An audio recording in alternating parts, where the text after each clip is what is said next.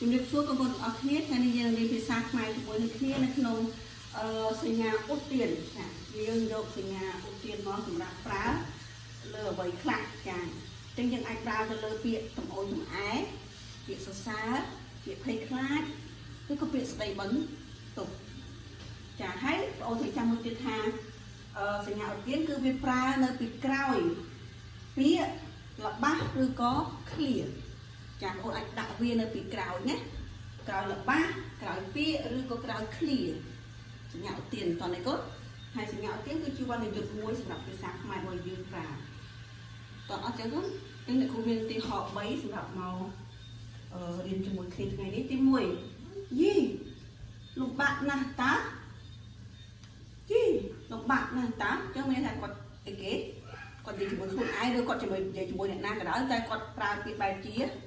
ត្អូញត្អែមែនអត់ចាគាត់ត្អូញត្អែយី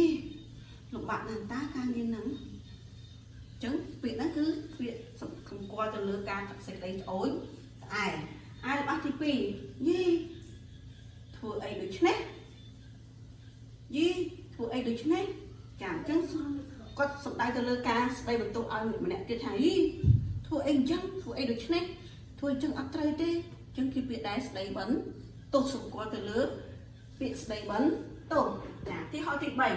3យោដំរីធំណាស់អូយដៃឃើញដំរីឯធំហ្មងអញ្ចឹងគាត់មិនគាត់ភ័យនេះអូយយូយដៃឃើញដំរីឯធំអញ្ចឹងទេចាទីរបស់ទី3គឺសម្គាល់ទៅលើការភ័យខ្លាចព្រោះគាត់ដែរឃើញដំរីធំអញ្ចឹងលើកទី1សម្រាប់គាត់តែគាត់ឃើញដំរីបែបនេះចឹងយើង